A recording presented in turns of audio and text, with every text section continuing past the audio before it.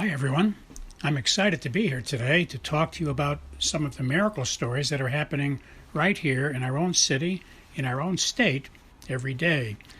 My name is Tony Kausha, and the title of our show is Tony's 50,000 Coincidence Miracles.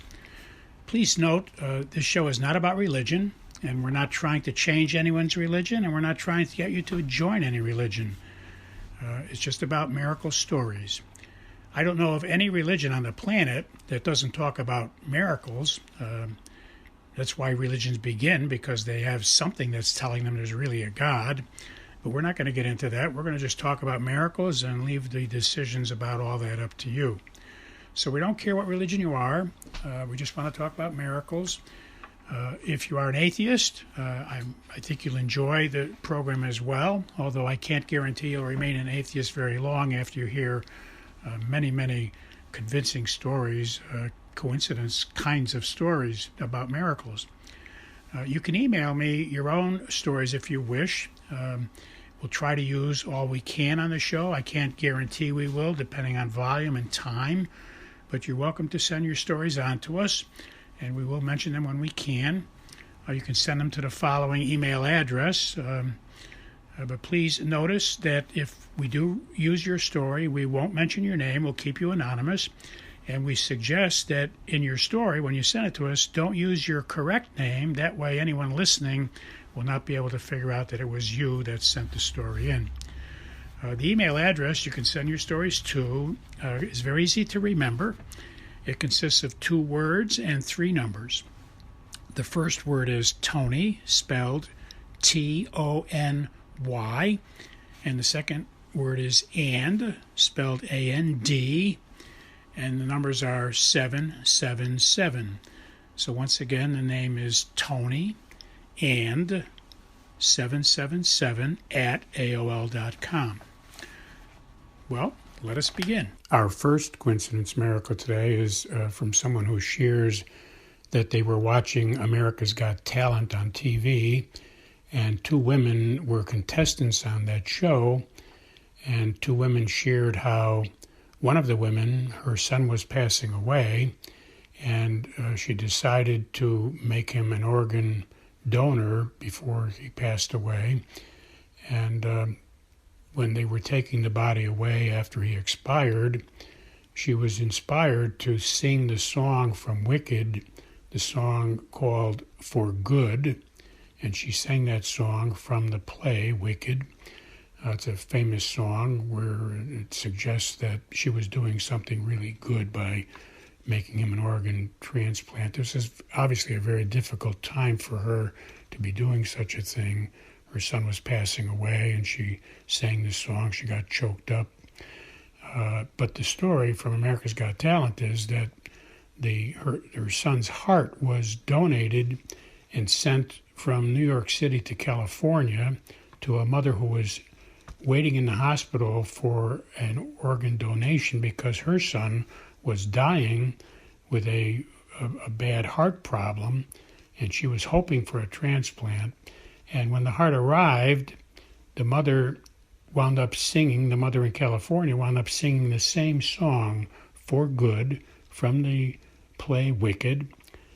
She was singing that song because she had just received a very good thing, a heart transplant donation from this woman in New York City. And these women wrote letters to each other a few years later, and they realized that they had both sung the song from that play Wicked, For Good. Both of them sang that song, the first mother as the son's body was being taken away after he passed away, and the second mother as she received the heart in California. I'm not sure if we shared this in the past. I know I have heard this story a few times, and we might have shared it on a past show, but I'm not sure, so we're sharing it again today. A wonderful story. These mothers were contestants on America's Got Talent. They sang the song For Good together on the show on America's Got Talent, and they shared this wonderful story, this miraculous story of them singing that song over the heart of the son and they met a few years later. And also the son who survived, who received the heart, he also was on the America's Got Talent show. They just called him out to recognize him for the applause. Our next coincidence miracle is from a man who was shopping at Walmart, and he was looking for a aluminum tin pan, something like a cake pan. People bake cakes in these aluminum tin pans, and he was looking for it in Walmart. He had asked for directions a couple of times. He was having trouble finding it. He gets to the area where he was told to look, and as he's trying to find it again for the third time, he gets to that area. He notices a woman walking by, and so he asks the woman, "Excuse me, I'm trying to find this aluminum tin pan. It's like a cake pan," and he describes it to the woman, and she bursts into laughter and says, "Oh my God, this is pretty amazing. I'm looking for the exact same thing and the exact same size you've described. I'm trying to find it as well, and I was told it was in this area, and I haven't found it yet. So if you're fortunate enough to find it, give me a yell." And so they both walked away from each other, and he did eventually get to the aisle where the tin pans were, cooking pans apparently. And he did get there, and he was trying to find the size that he wanted now, and he thought he would yell out for the woman momentarily. But just as he was looking, she arrived on the scene, and it turns out that they were both looking for the exact size, same size. Now, this is a pretty amazing coincidence miracle because the story continues, but already picture the man is asking people for directions. He's getting delayed. He's gotten directions 3 times, and all of this process probably took maybe 5 minutes. And he winds up bumping into a woman who's looking for the exact same thing. And then when he finds it, the woman comes out, and it turns out that she arrives at the same time as him and is getting the exact same size. So this is pretty marvelous, really.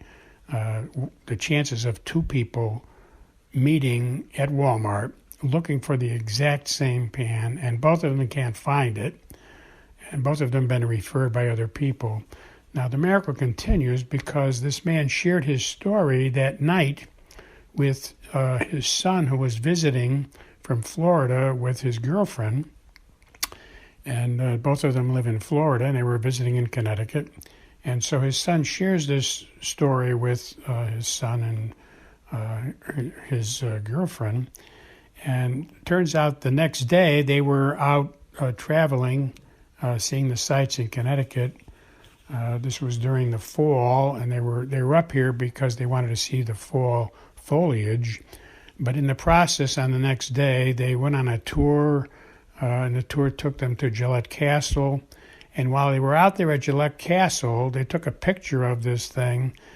There was a tin plate, a tin cooking pan filled with some plants at Gillette Castle just sitting there, and they chuckled that they heard the story of the tin pan, and here was the same exact size tin pan at Gillette Castle on the next day. So this coincidence miracle continued and is getting more information for us and more miracles, pursuing more miracles. So this story, hopefully you people listening may have a tin pan miracle today as well. Our next coincidence miracle is something that happened to me personally. I had been inspired one day to post on Facebook and LinkedIn a narrative, a statement. I was inspired by God to share it on Facebook, LinkedIn, and it was about the only one thing necessary. The Bible says there's only one thing necessary. It's in the book of Luke chapter 10. So in Luke chapter 10, you'll see where Jesus said there's only one thing necessary. And that thing is, in Luke chapter 10, that the only thing necessary is to keep asking God questions, ask God questions, and do what he tells you.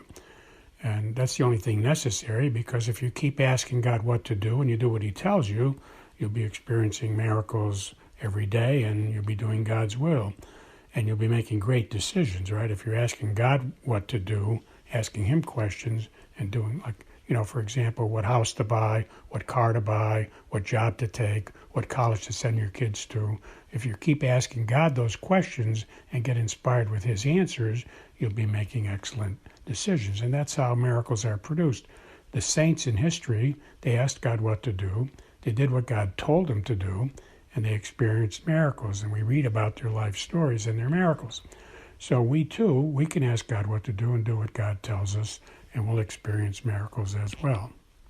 So I had posted that on Facebook, LinkedIn, and then I went to Mass in the area here in Willimantic, and I went to Mass, and the priest homily, when he was giving his homily, he used as an example that we need to keep asking God what to do. We should be talking to God all day long, asking Him questions all day long, and it certainly warmed my heart that I had just posted on Facebook, LinkedIn, and now God sends me to this Mass where I went to a Mass I don't normally attend. I go to different churches. In this particular church, the priest was there, and on that exact day, he said the exact same thing that I had posted, confirming that. So it was a great coincidence miracle for me.